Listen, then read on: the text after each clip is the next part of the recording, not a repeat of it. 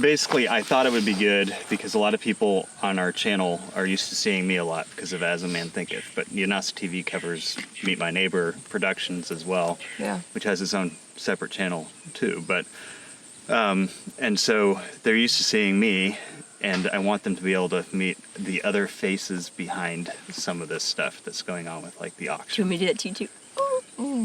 Sorry. So that would be you two with the auction stuff. Yeah.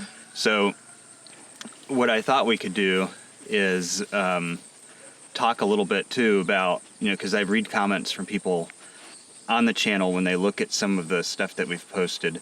Shauna and I have been to Ash and Avery County, which are in the far north counties. There's still a lot of destruction up there. But when you film stuff, people are only seeing like that little snippet of film. Like, it's really hard to get some of the mudslides on film because it just looks like dents in the mountainside. Right. If people didn't know what it was, they wouldn't understand.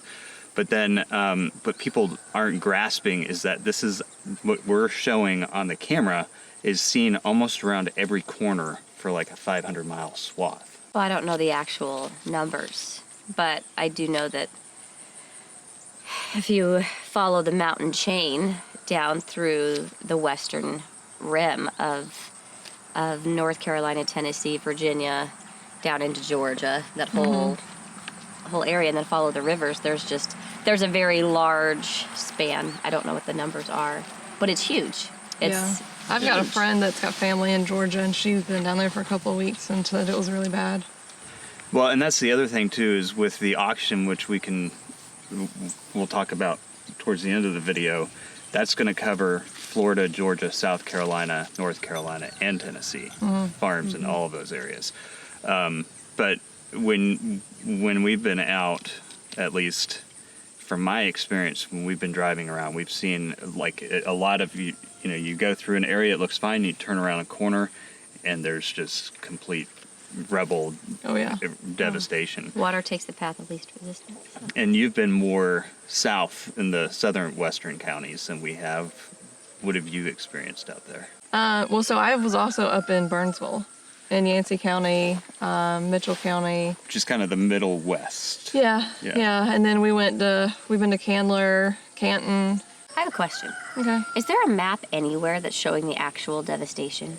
So when we were first trying to figure out where we could plug in, I was trying to look online using the Google and other online resources to figure out like where is a full spectrum of the damage done, and I could not find it. I had to just print off maps of the counties and just start following the topography, trying to figure out, okay, where are the rivers, where are the mountains, and then what I was hearing as far as reports. Like, has anything come out on that? Well, when I looked at the North Carolina road maps on Google after the storm, it shows you road closures in almost the entire stretch going through western North Carolina was inaccessible in most areas. And that's why too, when we were up in Banner Elk, some of those roads have just been opened. Even when we were in Ashe County, they literally opened bridges the day before we arrived. So as far as the area, I think if you look at a map, you can cut a line off of that side of North Carolina and up in Tennessee and south and say that's the area.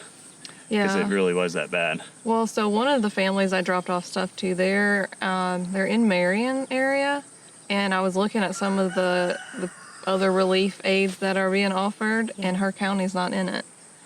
But they lost their house. But that is similar to what happened here in Florence, where the county line between Lee County, Moore County, and Chatham County got devastated from the river. The river runs right along the county line. But because you didn't have enough of an impact in a certain area of the county, because it was all on the river. Well, they're working in percentages. Yeah, it took FEMA months, like 6 months, to declare the area where you guys were a disaster. Right. Because they didn't have, it wasn't a standard disaster zone. There wasn't enough people for them to consider it a disaster. So that's probably what's happening in those counties. Yeah.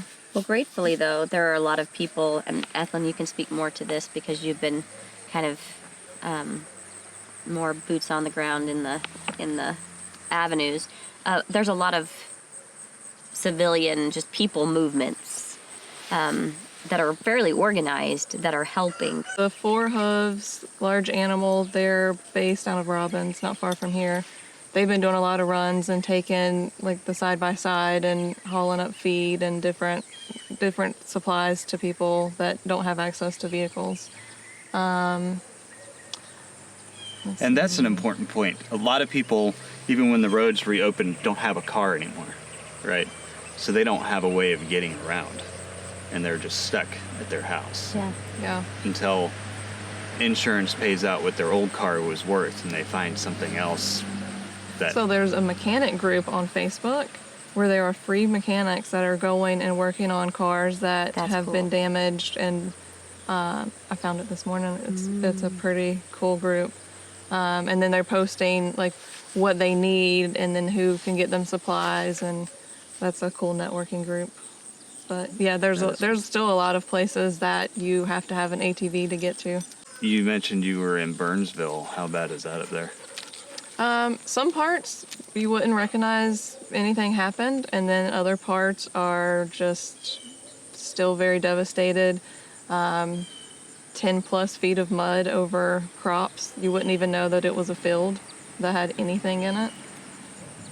That brings me to a point. I know Amy with Brooks.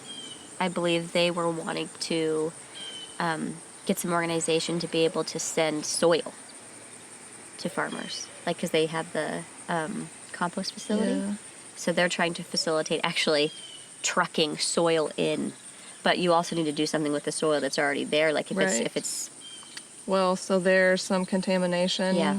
questions going Exactly. on right now, and getting things tested, and if people are getting sick, what's it coming from? And when I say it's like 10 feet of mud, it is a lot. yeah. And so just moving that, and then what to do with that. The creeks that Joe cleaned out this past weekend, there was just so much sediment. And we're talking about like tiny creeks that just run randomly off of the major areas. There was so much sediment and trash. But, I mean, when you're looking at East Palestine, Ohio, with one train wreck with bad chemicals in it, here you're talking about multiple states that have wiped out houses, and there's going to be Businesses, chemicals houses, and all who sorts knows There of was stuff. what? two water treatments that were damaged. Yeah. Facilities. Yeah. And it just getting. The sewer is running into the rivers. The sewer in some parts are still running into the rivers. As we were leaving West Jefferson, one of the gals who was volunteering to come and help, she had stepped in and was saying that she had to put forth a lot of effort because she was having to pump sludge out of her well. Mm-hmm. So it's not just the facilities, the water treatment facilities or the rivers, it's every available water resource that people are drinking from, to include wells, because I mean the earth is a beautiful thing. It's going to filter out, but we've got man-made chemicals that are now part of the sludge scenario. in her well is weird because it was a deep well, according to her. But that's how much this impacted the entire hydrology of the area. Is it's turned wells, and there's a lot of water here, 250-foot wells typically. into sludge. Yeah, I know there's a group in Burnsville now. They're asking for water filtration systems for people that they are getting up in campers or like trying to fix their house and put tarps over it. So that's another big need that's coming up. You've been out there. Where are some of the areas that you've captured footage from? Marion, from Marion to Burnsville, or Spruce Pine. All along that route, we took a road that had just opened, and that was very scary. Did you end up going up to Laurel Springs? Did you end up going No. up there? You didn't? Okay. So that was next to Spruce Pine. Yeah, that's what made me think of it. You said Spruce Pine. I was like, that's near Laurel Springs. Yeah. So we did go to Spruce Pine, Burnsville, and then just in between the drive from Marion up there. Yeah. And Joe took a 5-minute faster route that the GPS took him. And because he went straight from 40 up to Burnsville, I had to make a stop in Marion. And so the route that it took him, he blew a tire and it was very dangerous. Wait, was he on a pulling truck? equipment? Yeah, he was pulling an excavator, a mini. Yeah. And so there was no shoulder, so he had to limp to an area that there was some part of a shoulder, and it was straight up. And then he said where he had to back out into the road, there were 18-wheelers coming down smoking, like their tires smoking. Yeah. So that was not faster or safer. There's a place in Oregon where people have been hiding nails in the road. Do you think that would have been What? something like that? Yeah, they've Oh, been no. They've been spiking Forest Service roads. Why That's would you crazy. do that? Because people up there are nutty.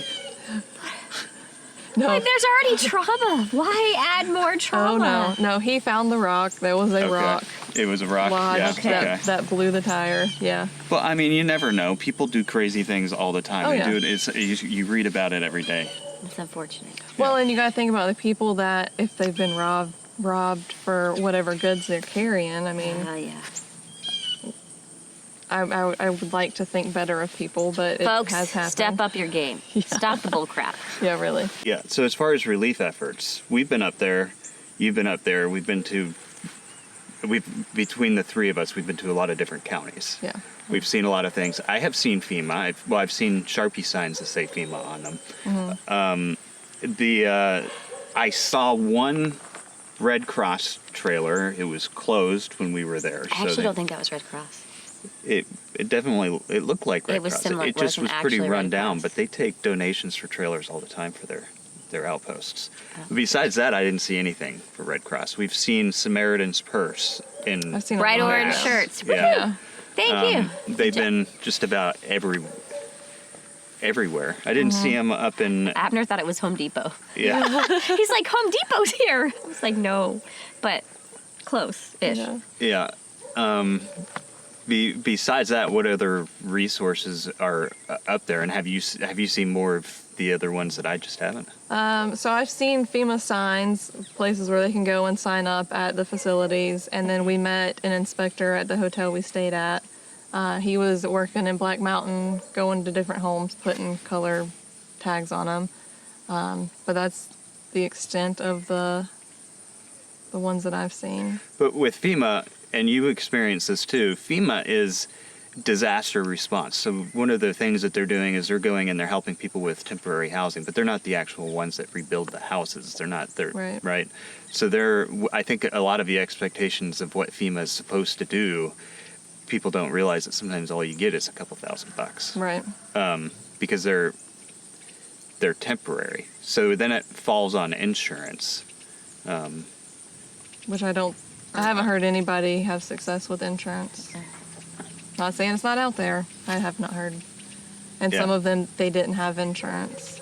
Right. So, And so then, that brings the question, how do we rebuild Western North Carolina if insurance actually in the coastal areas of North Carolina went up 40%. Ours went way up this year because we're considered, a danger zone for these storms.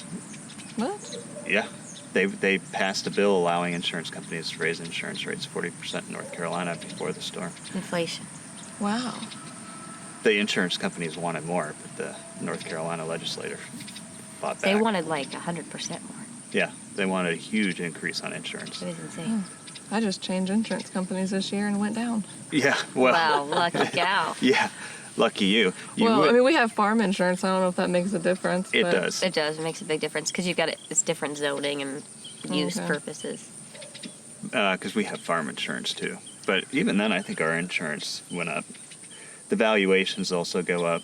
There's a lot of I know our factors in taxes there, went but up. I guess we haven't. Are we seeing other resources go into rebuilding? And from somebody who's been through a hurricane, how much? Because a lot of people that I talk to say, "Well, the government's taking care of these people, so I don't need to step up," or "I've donated to the Red Cross." Is usually the biggest name I hear, and I haven't seen them. I thought I saw a trailer, but apparently I didn't I see don't it. think that was No. Red Cross. Samaritan's Purse is obviously doing active Things. work. They're going into buildings, they're cleaning them out, they're helping to rebuild areas that got flooded with drywall and stuff. And that is a huge help when volunteers can go up there and put in physical labor, because it's labor you don't have to pay. And materials are obviously a huge help, but what other financial resources are out there for people? I think it's just looking at the smaller grant places, like with our auction, that will help. With the ag services, the ag extension offices, they're doing a few different things for the livestock and the agriculture people. Carolina Farm Stewards Association, they were sending out some like Zoom webinar things about like helping to equip people specifically in agriculture or agriculturally related industry that I didn't get to go to the Zoom because I had a different appointment. But there are people and efforts being made, but I think that a lot of them are, with any of that there will be stipulations as far as And they're how small. it's applicable. Yeah. And so that's one of the things, like there are so many people affected. There are so many people that I think at least 80 homes were lost in one of the counties that I've been in. And that's just one of the many counties. So all of these people who are trying to put money into grants to help them rebuild, even if they get $3,000, that's $3,000 more than they would have, but it's a drop in the bucket when you're rebuilding. So there's really not a whole lot of larger places that are going to put in $50,000 per house. Like that's just a lot. Well, and I think, you're looking, and I follow agriculture a lot, so you're looking at over at $1.5 billion worth of damage in just the agricultural industry, and that's According to what? That's just looking at crop losses, and because if you figure the total production of these areas is in the billions each year, so just looking at that, it's $1.5 billion. The USDA has committed long-term assistance to farmers, but mainly big ag, and so far I've only heard about $288 million being allocated to that $1.5 billion. So then when you follow the trail, the money trail going down that line, even when it comes to some of the larger nonprofits out there that are fundraising, they're looking to how are they going to have the largest impact? Well, a commercial farmer's feeding more people than the small market gardeners, so that's where you're going to start seeing the funds go. And by the time you get down to the ordinary local market, the people that we go to, farms. We go to see at the farmers market and things like that, the resources are pretty dried up. And you're not even talking about people who are just participants of agricultural life. Well, agriculture is a pretty big thing. It involves forestry. It involves, hunting. Basically everything that has to do with maintaining our lands. Right, the outdoors. And animals. Outdoors, yeah, and animals. So it covers equestrian. It's a pretty big blanket term. It means more than just production of food production, of meat and veg. And that's something that our auction is addressing as well. We're not just looking at food producers, but people who contribute to the agricultural community. Yeah, and even some of the supply centers are closing down. Just the abundance of clothes that were dropped off in one area. Yeah. We went to one parking lot, and it's like people who were turned away with clothes just went to this area and just dumped their clothes. That's so frustrating. Oh, it was because there's not enough trash out there already. Right. Well, and some people, they can't even take their trash out. The landfills are closed. Yeah. So now you just have a pile of trash, and where's it supposed to go?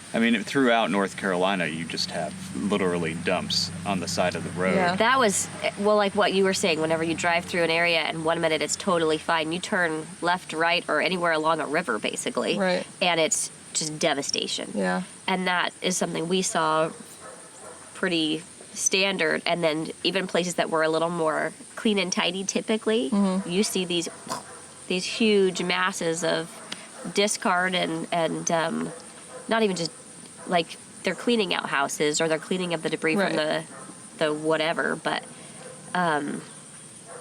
it's a whole other kind of big cleanup project, and they need people. Yeah.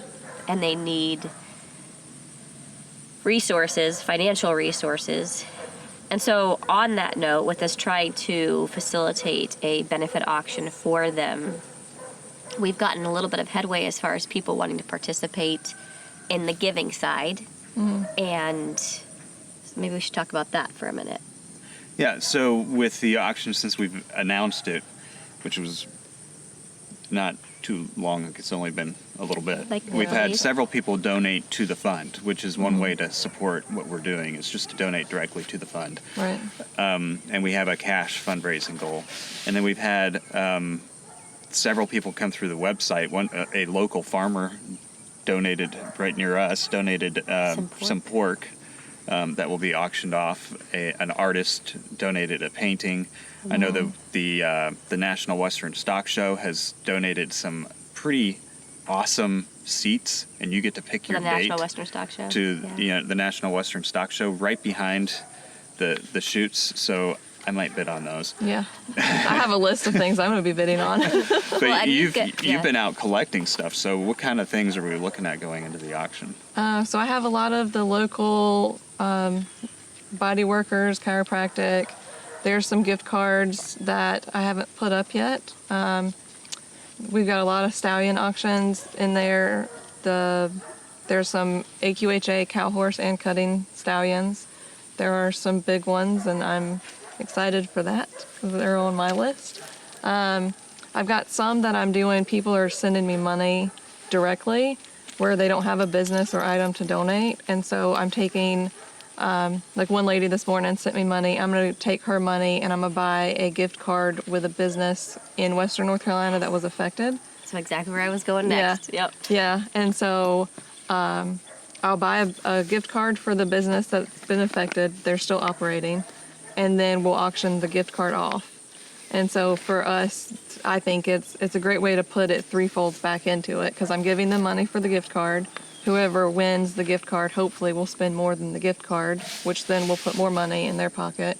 And then the money we're raising from the auction then goes back into helping people affected. That's a really good idea. We should get more people to sponsor gift cards to those businesses. You didn't know Yeah. we had this. Yeah. You weren't in the conversation. I was like, we've already talked about this. Yeah, I also have a post on Facebook where I'm looking for people to tag businesses and just to, because I can't know them all Yeah. and who's operating. Even Yeah. if we get a large enough purchase, like I could do an Airbnb that is in one of these areas, Yeah. and then someone can bid on a giveaway or a getaway. And actually, we can talk to them about this because they list themselves on other nonprofit auction programs. A ranch that was impacted, a bison ranch in Western North Carolina, Okay. has participated in auction stays on their ranch. They have cabooses. Well, that would be awesome. And it's some pretty awesome cabins to We stay need to in. confirm, when their roads are going to be rebuilt, though. Yeah, when they have roads again. Yeah. They don't have roads right now. Well, and that's the other thing. So visiting, I was again on social media looking at kind of the nastiness of some people. Now, granted, one of the questions, I'm a member of a lot of like the little community groups on like Facebook up for Western North Carolina because we love going up there. And someone had posted asking, hey, my family plans on going up there for vacation in a couple weeks. Can you tell us like things to do or something like that? And some people were very supportive and kind. Others were very ugly, like, have you no shame? We're grieving. Get out of here. Like, there's a lot of emotion. There's a lot of emotion going on for the people of Western North Carolina. Well, the whole swath of things Oh, yeah. happening. But specifically Western North Carolina and Eastern Tennessee, it's leaf peeping season. It's perfect weather outside. And so I personally, I'm like, go to the mountains, Right. but do so with kindness. Right. Do so with the intent of not overstaying, maybe, as far as like, Well, don't drive around at looking at, like, sightseeing the disaster. Drive around, sightseeing the mountains, and be a patron to the businesses that Exactly. are open because Yeah. they need that. They need jobs. They need the income. Commerce. They need the commerce. Right. Because that is very fragile if it's not picked up by Christmas. Like, a lot of those businesses won't be there Right. next year. which so, is the Well, that's concern what with the they gift were- cards too. Right. So Yeah. like that's they where rely it's like, on that. The Biltmore is opening certain parts this weekend. Yeah. Because I mean that's a That's a huge huge- tourist area. Yeah. Well, but the it's village not- though is totally like the village. The Yeah. entry is Right. It's only certain parts. yeah. And so I also think it's social media. So you're going to get people, even that don't live there, they still want to make an argument because, their heart is in it. But I don't think they realize this is an area that relies on tourist attractions. Yeah, I So- haven't met anybody in the mountains who have been like, you're not welcome here. You hear it on social media, but most of the time, like you said, it's probably somebody else that's just Yeah. really Or it's invested someone, and not are- understanding or it's of someone it. hurt. Like, Yeah. it's someone hurt. And, like, that's the thing, is everybody understand the trauma that these people are going through is not our trauma. It's the same. Like, Right. you probably have the most similar an understanding of what they're going through on a certain scale because you On are. a very small scale. Yeah, because you But yeah. were a part of it, but you Yeah. had a way to get out, like, in a way to be Right. removed from the situation, whereas some of these people didn't Right. and still don't. Yeah. So it's like everybody have a heart. Like, Right. Well, and Yeah. and to know, I've seen somebody comment that they're coming to Asheville and they need to have everything ready by, I think it was like a 2-week time. We'll be there in 2 weeks. I hope you have it ready. oh, see, Well, that's a parts little that's insensitive. Yeah. And parts of Asheville, like they still don't have clean water, like in the city. Yeah. So, I mean, That's what I mean by don't overstay your welcome. Like, as Yeah. far as if you're going to visit, go knowing that you may fall into a disaster zone like that. Like, Right. literally, some of these areas, beautiful, boutique-y, and then you turn a corner, and it is devastation. Yeah. So don't gawk. Don't linger too long. Maybe bring some extra water. Right. Or, just Well, so Don't- we stayed at a yeah. hotel one time in Asheville. I think it was our 3rd time up there. Nice hotel, no laundry services. They were having to take things and get them. They have like shower trailers and laundry trailers that come up. The water, they had just got hooked up a couple days before we got there. Yeah. And we still brought Your own water water. to, yeah. yeah. Yeah. I mean, we just don't know. Yep. And if I can brush my teeth with my bottled water, because they have an abundance of bottled water there. So, Well, that's the other thing I'm actually a little worried about, because that bottled water you can't have out in, like, the sunlight and Well, exposed air. Like, a lot of or people not air, are but, like, looking, right, with the plastic. Yeah, I'm like, oh man, when we were loading, I was like, so much plastic right now, but I'm grateful. yeah, but well, they also- need it. But there's a Yeah. lot of places that they are looking for storage facilities and warehouses. Uh-huh. And so there's one company they're near Tryon. They actually have a storage facility in Hillsborough, Okay. which is quite a bit a ways. But they're storing things for later, because a lot of these people, if they don't have a house and they're sleeping in a tent or a camper, they don't have storage for food for a month. And so they don't want people to forget them, which is slowly it's what's happening. The donations are slowing down.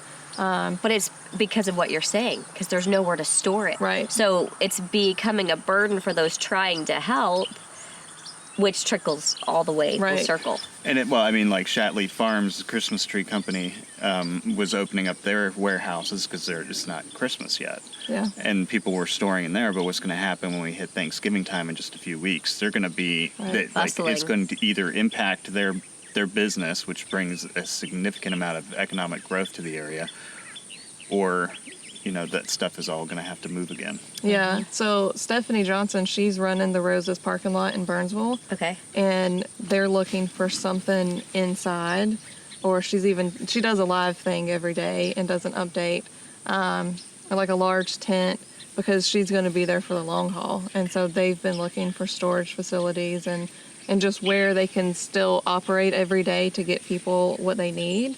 But winter's coming, snow's coming, so they also have to be prepared for that. I'm wondering if we shouldn't, as we continue to go into these spaces and find places who are regularly willing to take in volunteers to move things, to sort things, to deliver things, if we can Yeah. can we add a landings page on the Hurricane Helene link somewhere, so that people can be like, hey, if you want to plug in the interim, because for the auction, not everyone can give monetarily, not everyone can give a good, but some people can lend their hands and their muscles. And so if we could maybe start a list of people who are like, yeah, send us your volunteers if you've got Do you want that work? I don't know. I feel like for me, that's like how the I Facebook felt. groups are doing a great job at that. Yeah. Think so? Yeah, I Okay. think so. I mean, if think, you want to link to the Facebook groups, that's fine. Maybe we'll do but, that. That's a yeah. good idea. Utilize somebody else's already compounding efforts. Yeah. I think, Okay. but going back to the auction, I mean, our goal is to raise funds to help out in areas where we see that the need is falling short. And specifically for those who are contributors to the agricultural community, which I think we've established is a very large community, but that's what our nonprofit has traditionally done is that community. So, what are our goals as far as fundraising? How many auction items are we looking for? I would love to get to 100. I would love to get way more than that. Okay. So 100. I mean, the more the better. And what are the price ranges of these? I mean, some of them might be like $20, $30. Some of them might be several $100s, right? I think the It's an lowest auction. one we have right now, the retail value is $50. And then the highest we have right now, I believe, is $3,000. That's pretty good. Yeah. That is a good range. Yeah. And I mean, we put a cash donation thing on there. And what's interesting is, when we have tens of thousands of people watching something, if you look at the number I put on there, it wasn't that high, $50,000. If everybody contributed $2 that watched our last video, we would have hit that number. So, Yeah. I mean, it's kind of, but where these funds are going to are very directed as far as we're not trying to overlap with some of the other programs. We're trying to step in and fill a need. Right. And there's unfortunately so much need out there. I mean, not even we are going to be able to tap Right. into everybody. There really needs to be multiple efforts of this going on. Yeah. And I don't know. I feel like, charity should be private. It shouldn't be dependent on government and taxes. It should come from the community. Well, Here, that's here. pretty much what you're seeing now. I mean, Yep. it's the civilians that are going in and volunteering and sleeping in their vehicles and just doing whatever's needed. And some have been working every day. How Yeah. was that, by the way? Did you end up sleeping in I your did truck? not. You did No. not? You did? I was gonna You say, haven't we had to? I mean, we went up there planning on camping out, and we were offered a place to stay. People are pretty gracious up there. Yeah. Next weekend, I think we're gonna. camp out. My source has already paid for my rooms. Ah, So phew. But in November, I'm planning on taking a group of scouts up there to do some river cleanup, and they're going to be in tents. Yes. Scout it out. that sounds awful. It sounds like fun to me. It's gonna be so cold. Yeah, they We can like work cold. on their Oh, no. badge for That's my how many problem. degrees That- below yeah. zero, below freezing. I There's have a badge for a that. 0-degree sleeping bag that I bought just to sleep in the truck. Well, that's why I told you we're still going to be doing this outside. Bring your layers or whatever you need to be comfortable. Because I wasn't sure what the temperature would be Yeah. in case you were shivery. Yeah, Joe, he's looking forward to it. But yeah, so we're going next weekend. We're gonna stay Saturday to Monday, and Joe's probably bringing a skid steer. We got to figure out what the need is, and then Mom and I will have a chainsaw, and then we have no idea what area. I kind of planned that the week before. Well, yeah, because it wherever we're literally needed. changes by the Yeah. day. Yeah, there is a guy that he's been there every day. Jake, I think it's Precision Grading, and I want Joe to link up with him. But wherever he's needed the most, and if a excavator or a skid steer is needed, then that will depend. Yeah. But we don't know where we're sleeping. I mean, I would think at this point in time you could find a use for either one.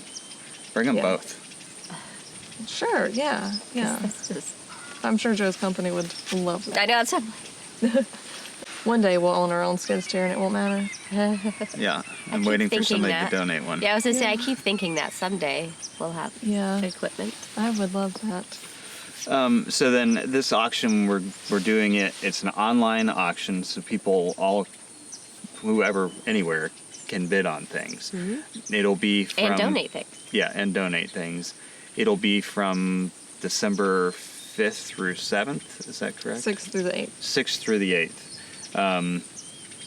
And Deadline is December 1st. deadline to... For submissions of auction items, because we have to be able to catalog and properly represent each of those items. So December 1st is the cutoff for submitting things for the auction, and then it'll go December 6th to the 8th. And when will we be opening up the conversation of beneficiaries? I think part of that has to do with how much we were able to fundraise too. So that's going to be something closer towards the end of the auction, or maybe even right after the auction. I would say right after the auction, because we're not even sure what all is going to move and for what value.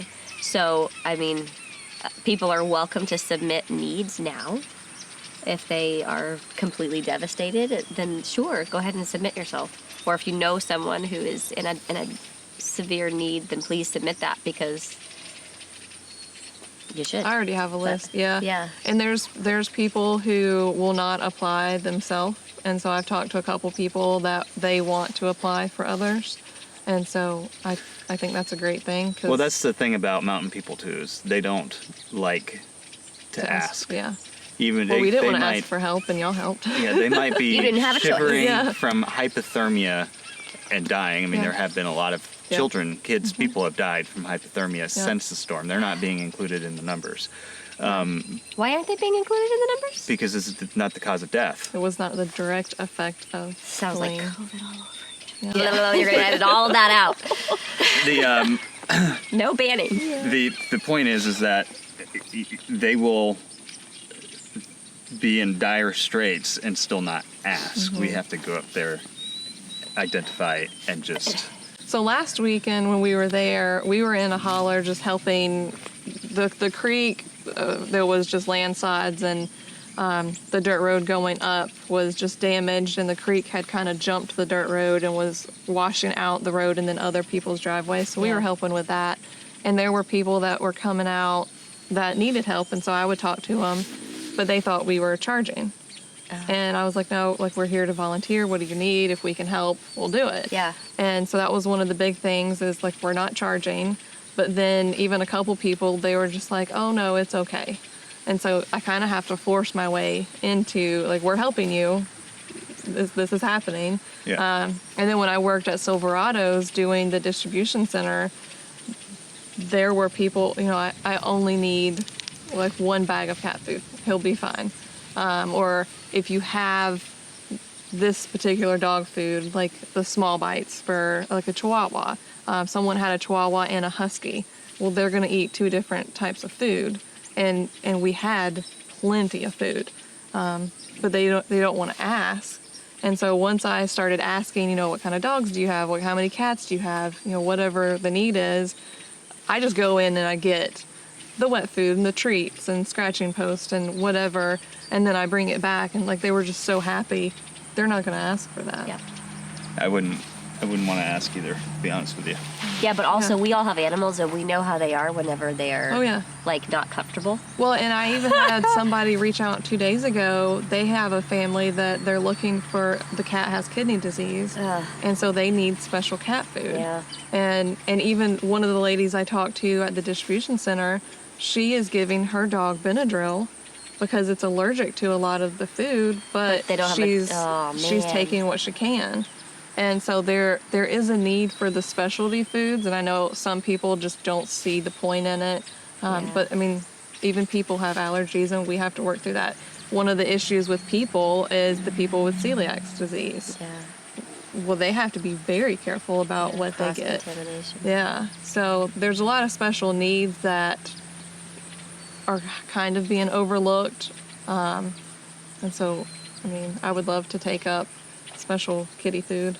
I did take up a pallet of cat litter last time, which is in dire need. Everybody needs cat litter. It's crazy. Sand. There's lots of it up there. If the cat. Well, now some of the cat litter is being used for cleanup. But interesting. What do you mean by that? Chemicals. Yeah. It'll soak it up. Really? Yeah. Yeah, I've done it on our farm before. Yeah. I didn't know that. Oh yeah. If you get like an old leak in your vehicle, put some cat litter underneath that. But then you also have to think the dirt is contaminated. Yeah. So they don't want to go dig out dirt. They want cat litter.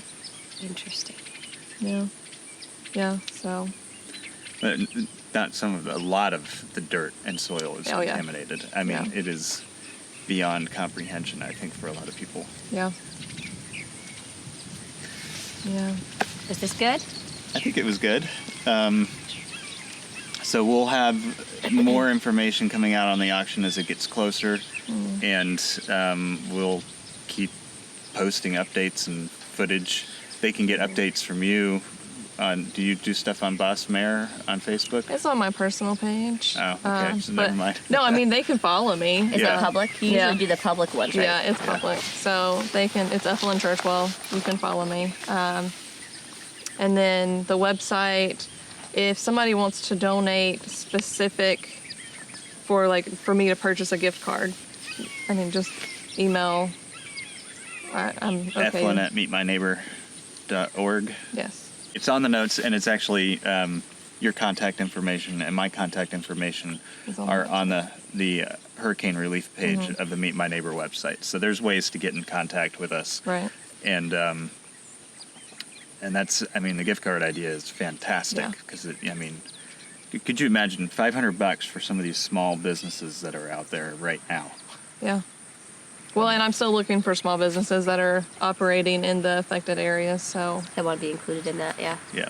yeah.